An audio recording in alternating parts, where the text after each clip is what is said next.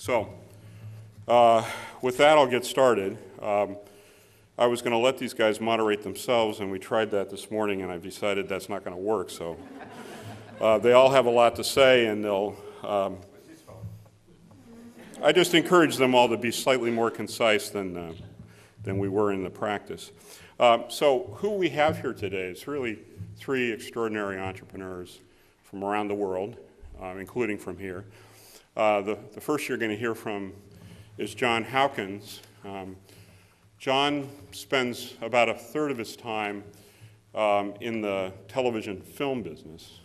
He's just come out with a new movie, Planet 61? 51. 51. See, I'm already inflating here. I'm inflating you. It's an animated children's film. He doesn't usually do animated film, and he does children's and other kinds of film, but he's a property rights management and brokering company. So he'll buy intellectual property in one medium and convert it to another. That's a third of his time, of the 4/3 of his time. He spends about a third of his time in China helping repurpose state-owned companies, helping Chinese entrepreneurs and individuals move into this creative economy space. And he spends about a third of his time writing about the creative economy and really reaching a global audience about some of the same ideas. And then he spends that 4/3 of his time working on changing the intellectual property world rules in the UK and elsewhere to enable a faster flow of ideas. So that's John. Larry Quick, who those of us who know him well refer to as Laz, is a Australian strategist. He has gone through quite a journey to get to that point, having started out as a banker and then a fashion trader in the UK, came back to Australia, and for a while was the country's leading love poet, and decided maybe that wasn't what he wanted on his resume for the rest of his life, so he became an internet entrepreneur. Very early in the internet era, closely related actually, internet and love poetry.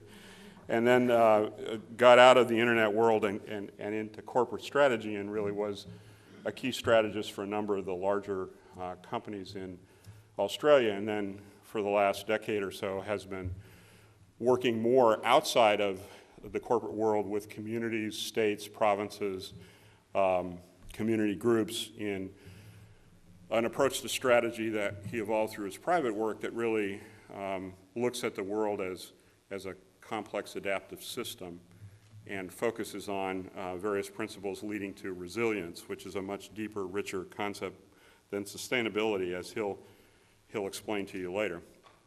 Steve Smith is a local entrepreneur, started out at Booz Allen, then went to GE Capital, where he helped build their credit card business. Was just an explosion of growth in that business sector. Then helped build and run GE's equity operation.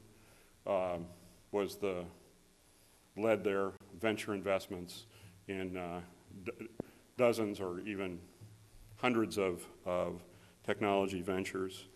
Left GE, built a similar kind of operation outside of it with a private equity fund, and is now looking at building in Stamford something called the Stamford Innovation Center, which is a digital media, green tech, incubator, funder, and community hub to be located at Old Town Hall. So the way we're going to work this is in 3 segments. And the first segment is about the notion that creativity and the creative city, as we're focusing on it today, is really about finding opportunities in emerging conditions. And I want John to set the stage for us in some of his framing of the sort of fundamental transition that the world is going through from a more industrial, repetitive economy to a more creative one. So the important idea is not that we have creative industries, but all industries are becoming more creative. And so, John, why don't you start and take us where you will. Thank you, Mr. Moderator. I was quite looking forward to the three of us sort of gaggling around. Hi there, Steve. Being sort of Cozy, isn't it? It's I can't see you over there. This is Kip, thank you for inviting me here and bringing me here. Thank you very much indeed. I've been asked to kick off and lay out some global principles which Larry will make probably, we'll carry the global mood, but then make more specific perhaps with Australia, and then Steve is going to get very specific in the neighborhood, which is good. I'm going to start with this distinction between what I call creative systems and repetitive systems.